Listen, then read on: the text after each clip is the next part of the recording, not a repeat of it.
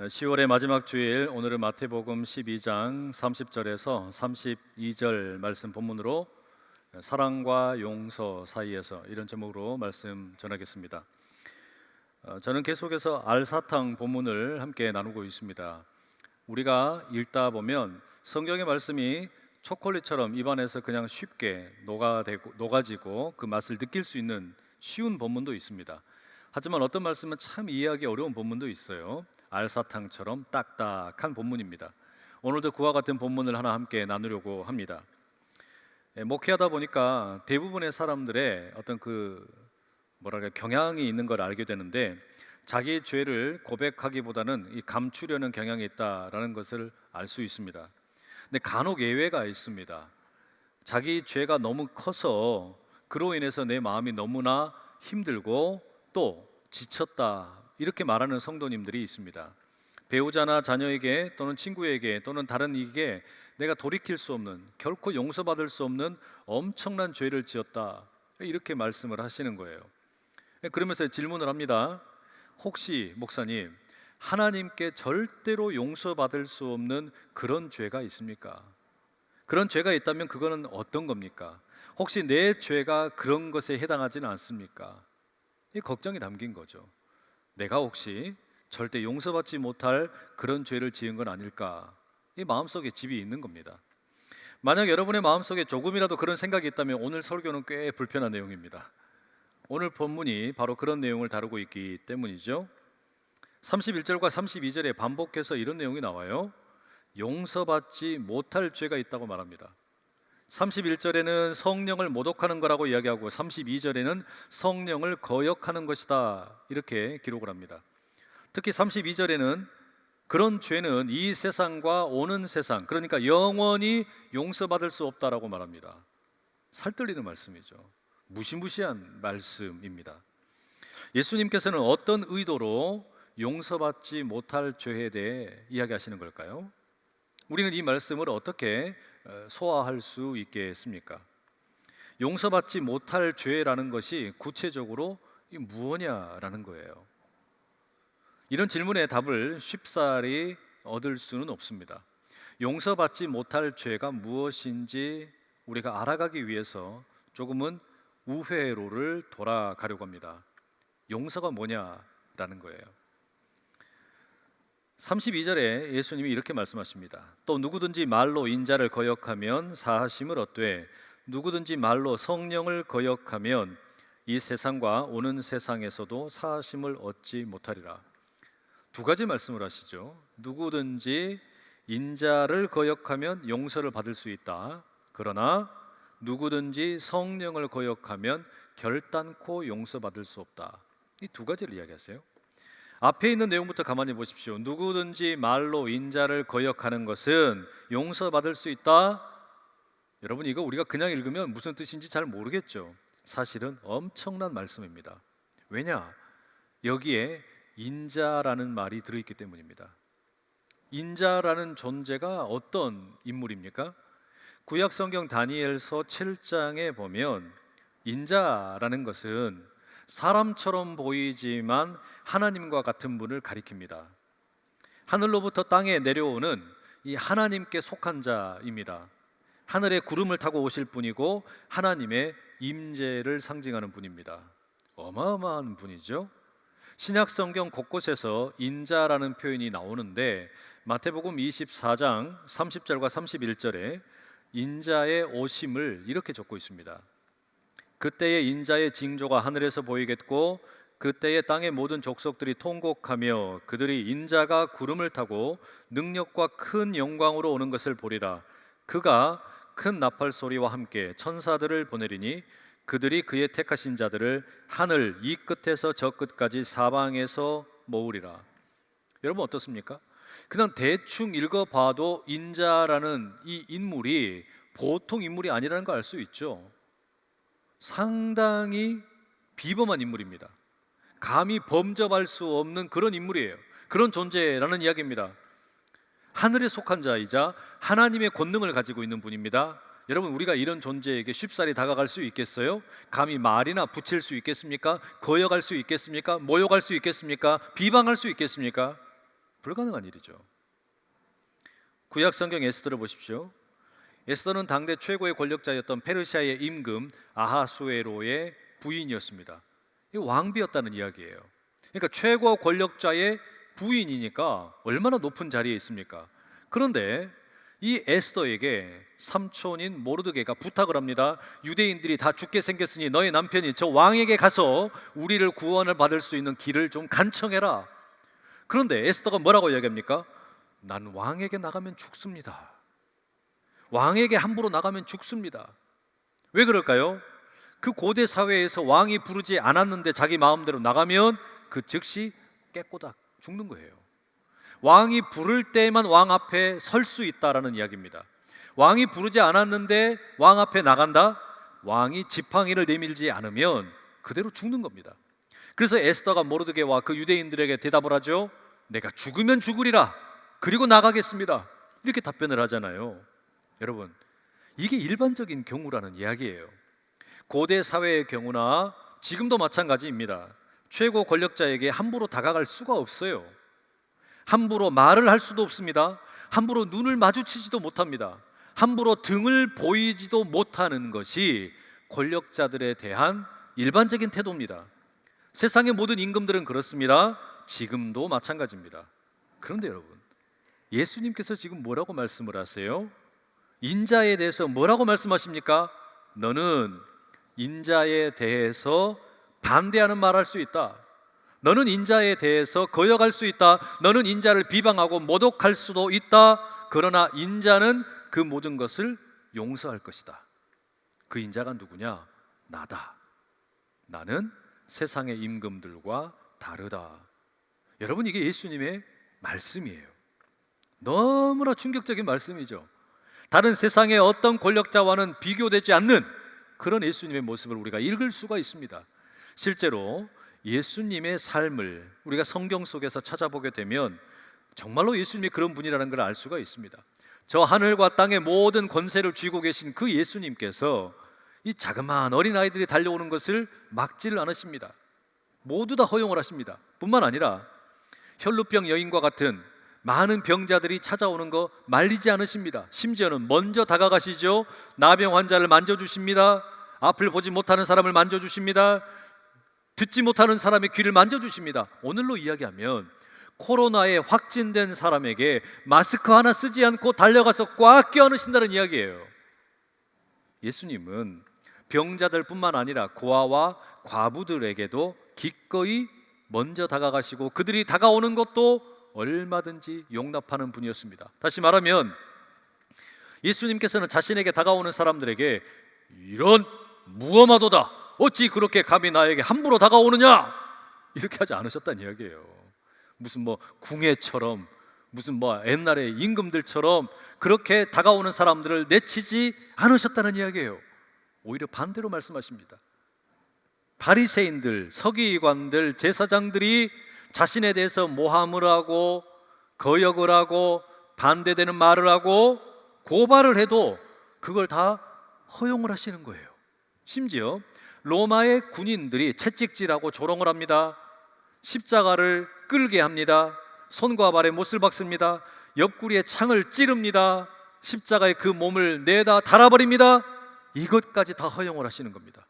이 모든 걸 다 허용을 하시면서 뭐라고 말씀하시는 거예요? 이걸 내가 다 허용할 뿐만 아니라 이와 같은 일들을 다 용서한다라고 말씀하시는 겁니다. 십자가에 달리신 주님께서 그렇게 말씀하지 않으셨습니까? 아버지, 저들의 죄를 용서하여 주시옵소서. 자신들이 하는 일이 무엇인지를 모르는 겁니다.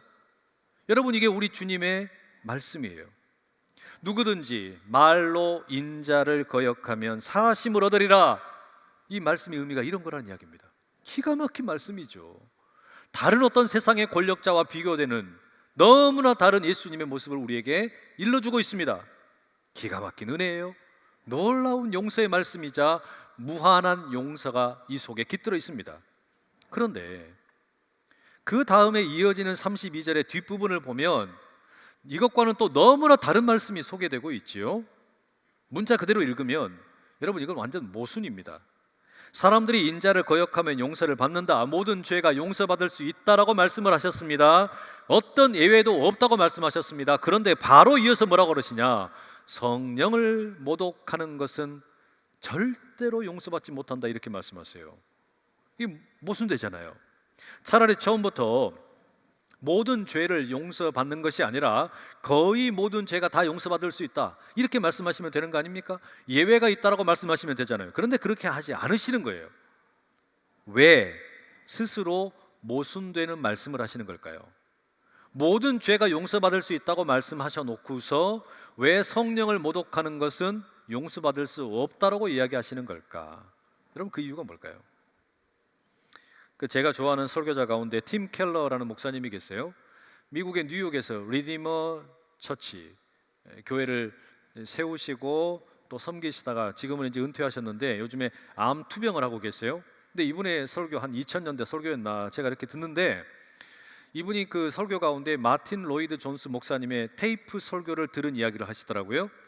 그 가운데서 인용을 하는 내용이 너무 인상적이어서 여러분들에게 좀 소개하고 싶습니다. 그러니까 영국의 마틴 로이드 존스 목사님이 설교하신 것을 미국의 팀 켈러 목사님이 테이프로 들은 내용을 그 팀 켈러 목사님이 소개를 하는데 그걸 제가 여러분에게 소개하겠다는 이야기예요. 뭐 좀 복잡하긴 한데요. 근데 뭐라고 말씀하시냐? 이 마틴 로이드 존스 목사님의 이야기가 이거예요.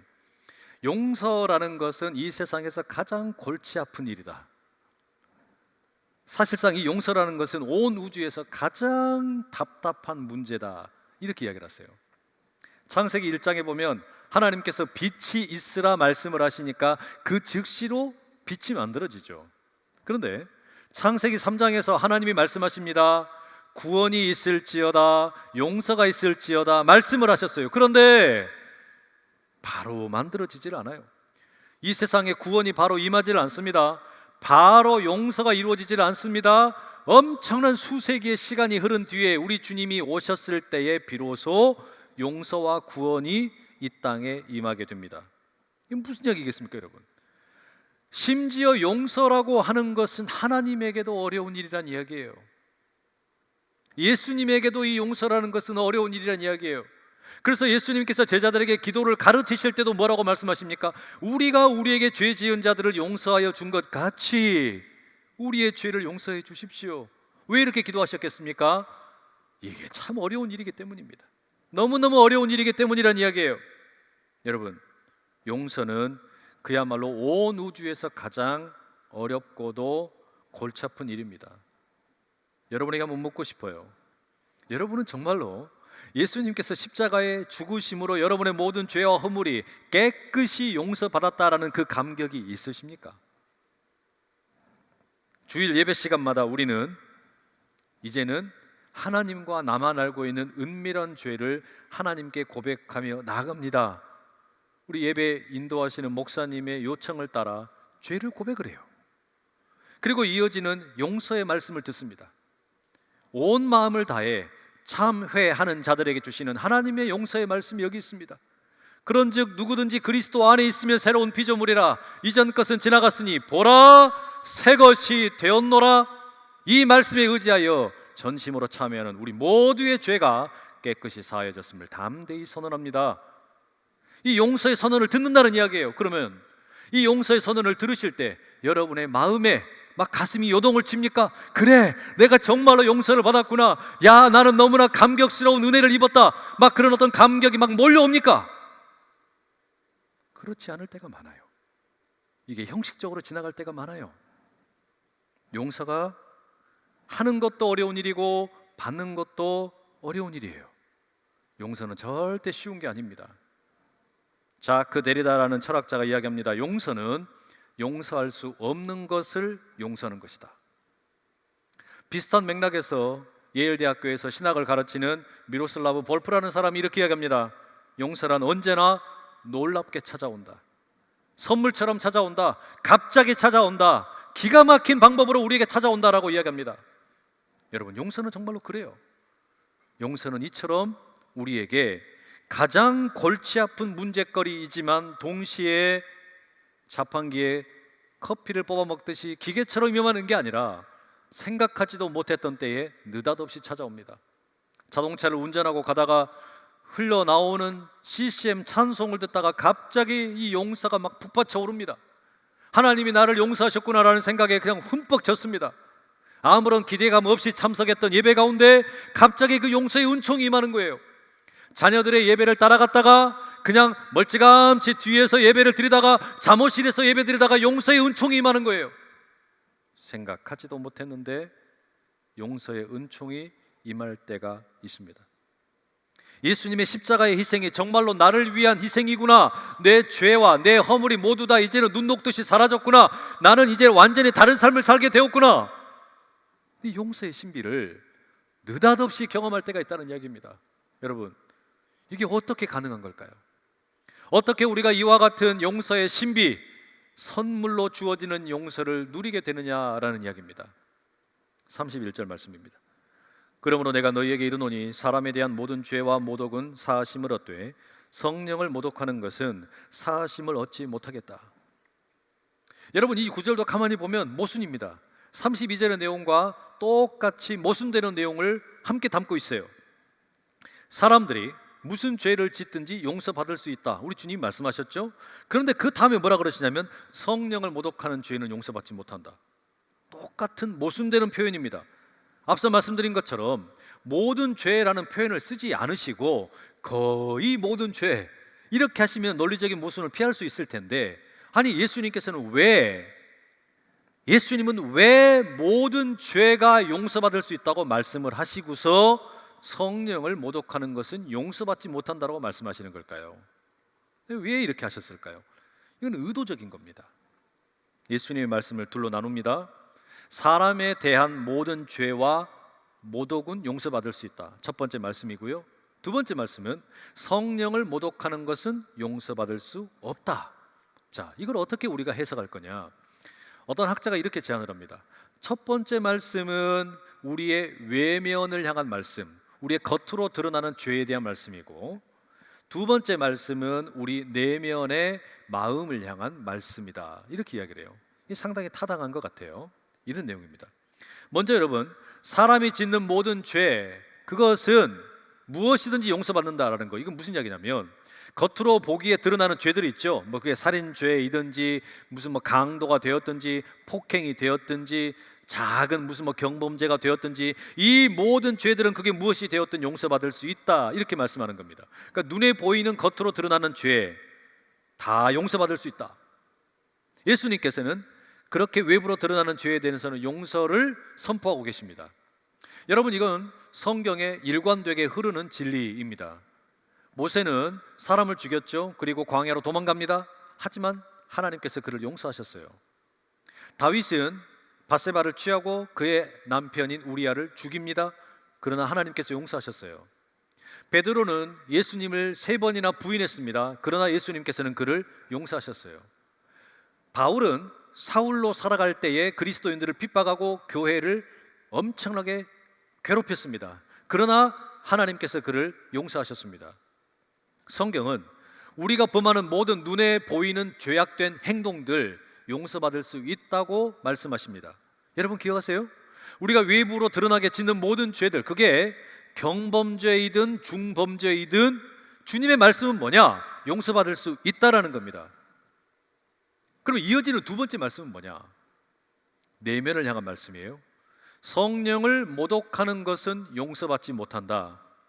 이것은 따로 떼어서 이해할 것이 아니라 앞에 나온 말씀과 함께 연결해서 우리가 이해를 해야 됩니다. 무슨 이야기냐?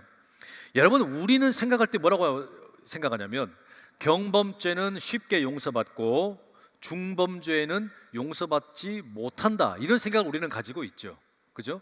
그러니까 우리는 눈에 보이는 죄도 용서받을 수 있는 죄가 있고 용서받지 못하는 죄가 있다라고 생각을 해요. 그런데 성경의 가르침은 뭐냐면 눈에 보이는, 겉으로 드러나는 그것이 큰 죄이든 작은 죄이든 모두 용서받을 수 있다. 다만 전제 조건이 뭐냐?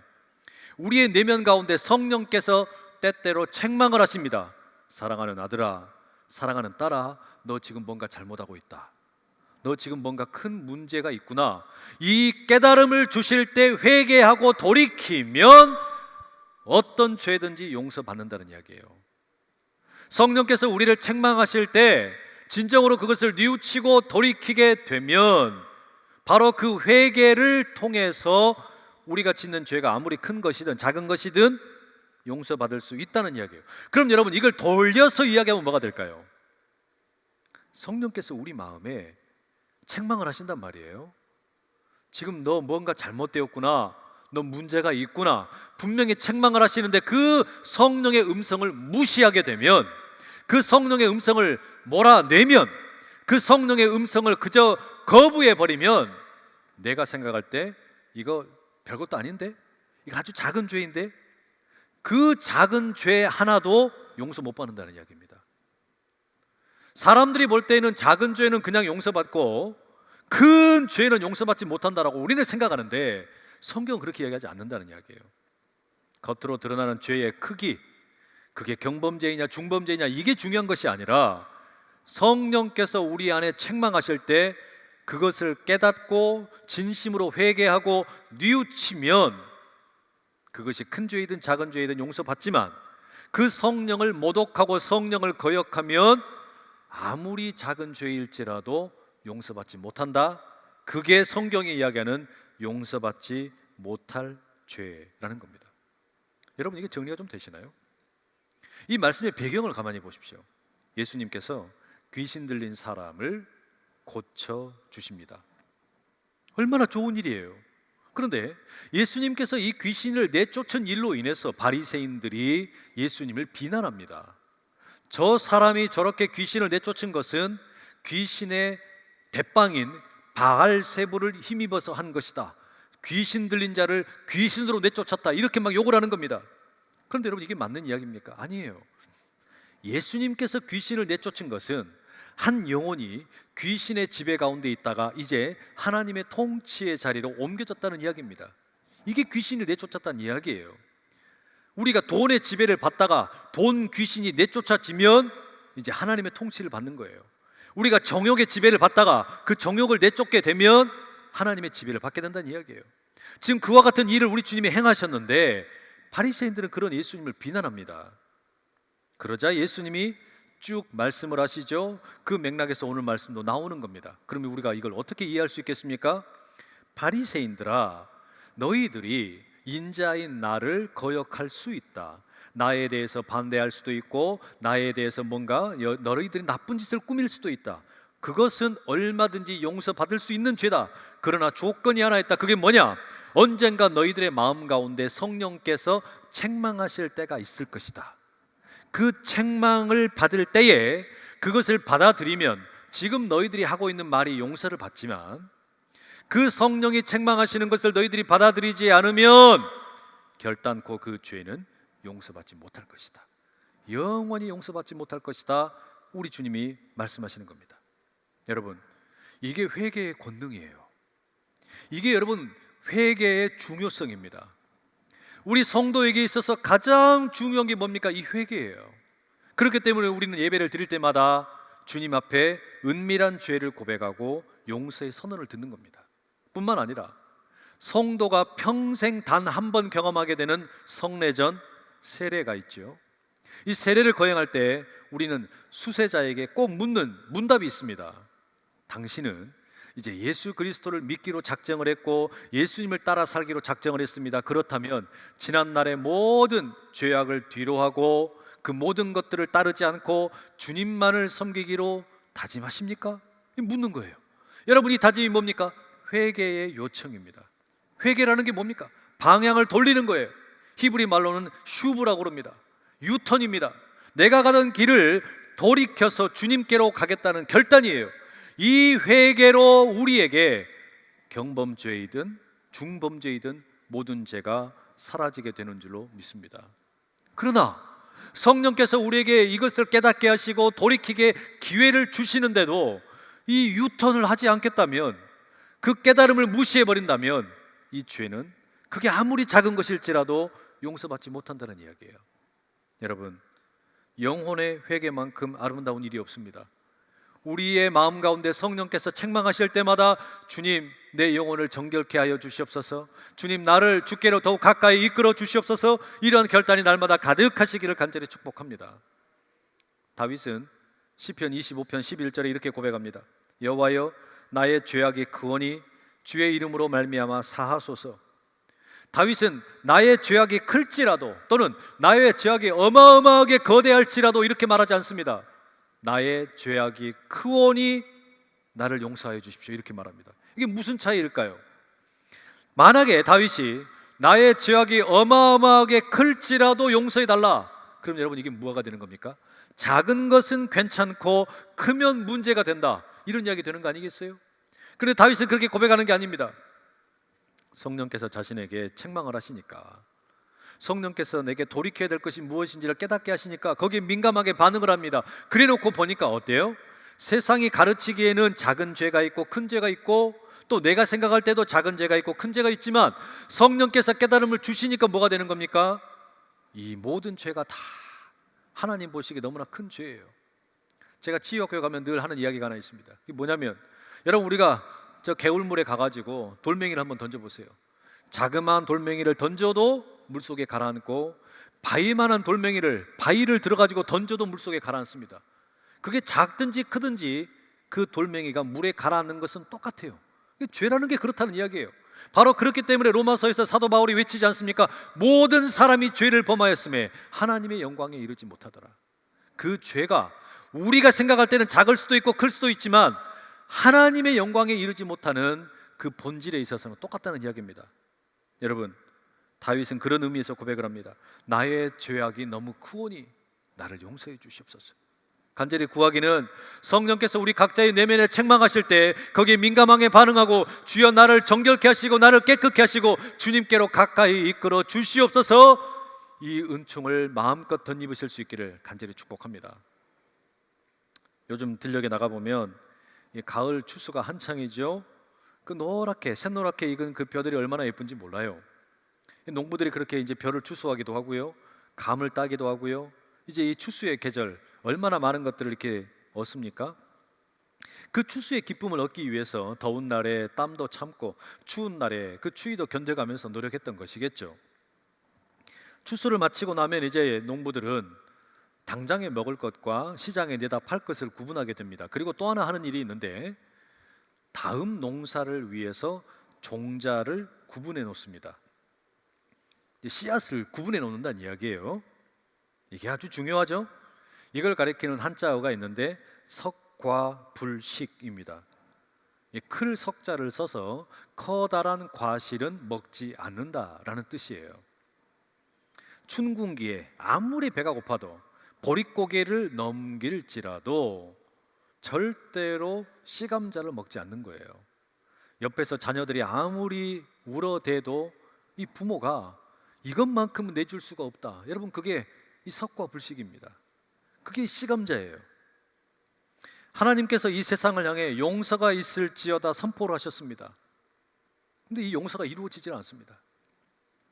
하나님께서 수많은 예언자들을 보내셨습니다. 가서 너희들이 용서를 선포해라, 내 마음을 전해라. 그런데 사람들이 돌이키질 않습니다. 수많은 사람들이 계속해서 그 죄악의 길에 머물러 있고 잘못된 길을 걸어가는 겁니다. 어쩔 수 없어서 우리 주님께서, 우리 하나님께서 아끼고 아끼시던 독생자 예수 그리스도를 이 땅에 보내십니다. 예수님이 하나님의 석과불식입니다. 예수님은 이 땅에 찾아온 하나님의 씨앗입니다. 사랑의 씨앗이에요. 이 사랑의 씨앗이 심겨지고 난 후에 이제 시간이 지나면 용서의 열매가 맺게 됩니다. 그렇기 때문에 사랑과 용서 사이에 우리 주 예수 그리스도께서 계시는 것이죠. 우리 주님께서는 그렇게 사랑의 씨앗이 되셔서 오셨고 우리 가운데 용서의 열매를 만들어 가십니다.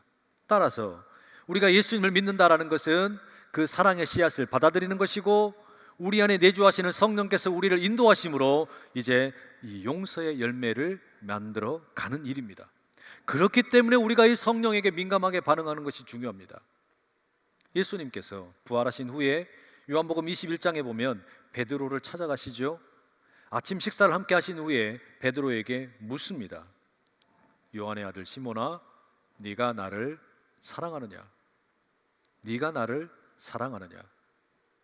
예수님께서는 베드로에게 왜 그렇게 의심을 많이 했는지, 왜 그렇게 말씀에 순종하지 못했는지, 왜 너는 그렇게 매번 성격이 급해가지고 일을 그르쳤는지, 왜 자신을 3번씩이나 부인했는지, 철저하게 실패하고 도망간 이유가 무엇인지 이런 걸 도통 따져 묻지를 않으세요.